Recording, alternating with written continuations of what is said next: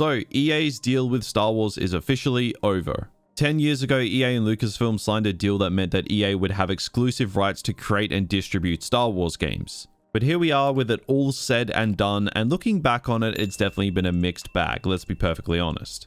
It's kind of hard to say that it's been a straight up failure when the games we have gotten, at least now, have been pretty good.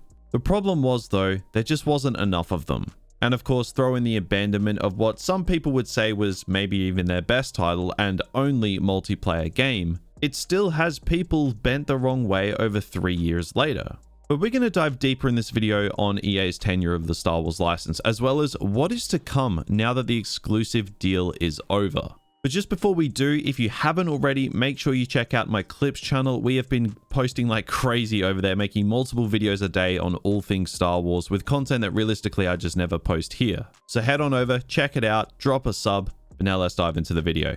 So Star Wars under EA now that the deal is over. Let's talk about it, because this has been a long time coming and a lot of you are probably wondering, I thought the deal ended already. Didn't we get a Ubisoft Star Wars game announcement as well as some others? We did, yes, but the deal was still active. All this meant was that publishers could start working on Star Wars games with Lucasfilm Games now overseeing everything. They just couldn't release the games. Lego Star Wars was an exception because Lego are Lego and they've got their own deals going on. But mainly Star Wars was still an EA exclusive, that is until right now. All they were doing in 2021 was just getting ahead of the 8 ball 2 years before the license ran out instead of waiting. But as of right now, in 2023, the exclusive deal is over. So what games did we get in that 10-year period? Well, we got 2015's Battlefront, which was extremely hollow as it was pushed out so it could coincide with the release of The Force Awakens. By the time its 4 main DLCs had dropped, which were paid DLCs might I add, the game eventually resembled something that was actually good. But the model for that game was just wrong from start to finish in terms of how it was run as a live service. Having said that, I have blind nostalgia for this game. I don't even have any shame in hiding it. It's what led me to start this YouTube channel and I have fond memories looking back on it. But then we of course had Battlefront 2 released in 2017. It was a disaster when it launched. Let's not sugarcoat it. Now, I don't need to recap the controversy. Everyone knows what happened unless you've been living under a rock for like the past 5 or 6 years. But Battlefront 2 started as a disaster, and the only disaster that followed was the decision to end its live service when it was in its prime.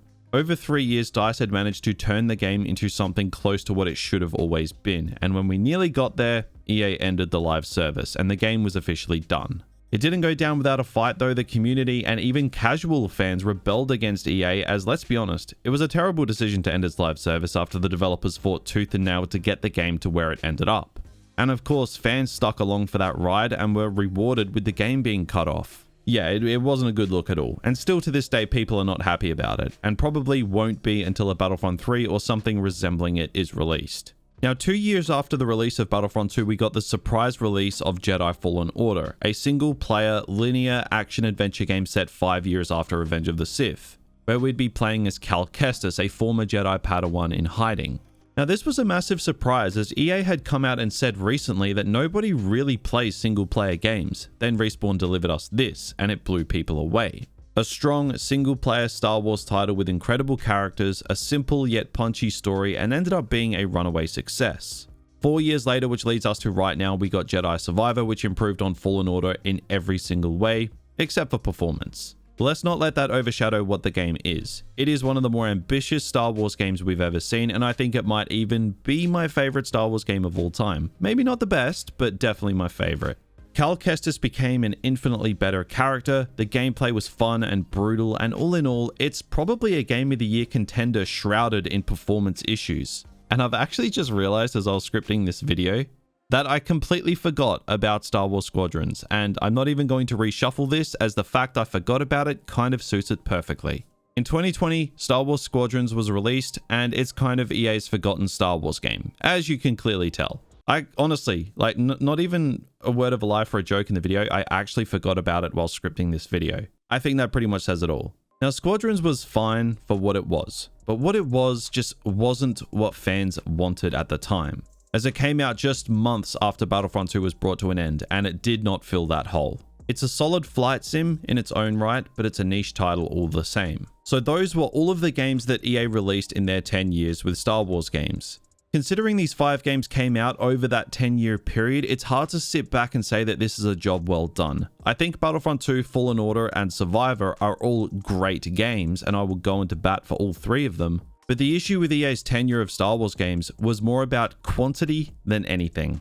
They probably had more games cancelled in that 10 years than they actually had release. Now look, I could probably get over the quantity aspect of things if they hadn't have cut down their most popular game in its prime, leaving fans with nothing, but that's not the reality that we live in. Also, it was made known in 2021, I believe, that EA actually rejected DICE's pitch for a Battlefront 3, which is the game that, everybody wants. So that definitely just did not help things. But amongst all the poor decision making, it's a two-way street, and the good decisions deserve highlighting as well. The green light to Respawn's Fallen Order honestly saved this exclusivity deal from being a complete disaster, because it's kicked off what is probably going to be one of the best Star Wars game franchises ever made, and presumably it's going to continue long into the future, at least with a 3rd Jedi game following Cal Kestis, but we'll see how that pans out. Now, just because the exclusivity deal has run out, it doesn't mean that that is it for EA Star Wars games. Respawn have 2 games in development as we speak.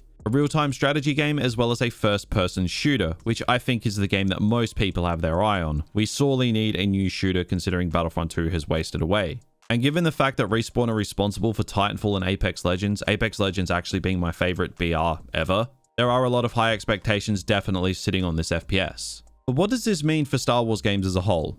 Because we can no longer look at it through the lens of just EA. We know we have at least half a dozen Star Wars games floating around in development as we speak. Now, Star Wars Eclipse is having a lot of trouble, it seems, as is the KOTOR remake. The only one that really seems to be avoiding any controversy is surprisingly Ubisoft's open world Star Wars game, which I think has a lot of potential. The problem that I and many people have with the future of Star Wars games, however, is that it's a bit of a one-trick pony.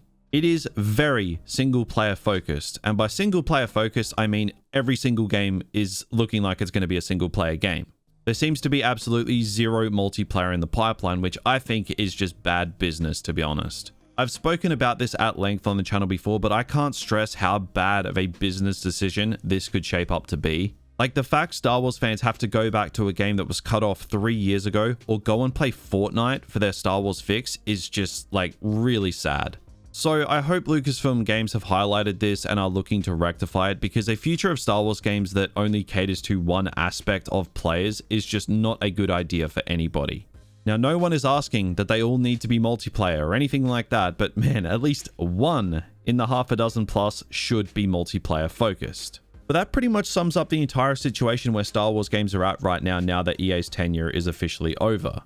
I just want to say that whilst I have been very critical of EA in regard to Battlefront 2's abandonment specifically, I'm glad that EA still have a finger in the Star Wars pie, because it means Respawn can keep up their good work. But for the love of God, Lucasfilm Games, remember, multiplayer gamers, they still exist. Just remember that, please. For God's sake. But that is pretty much it for this video. Comment what Star Wars game you're looking forward to the most, subscribe to the channel, and make sure you subscribe to the Clips channel. We've got a ton of stuff coming out over there, and I'll talk to you guys all real soon.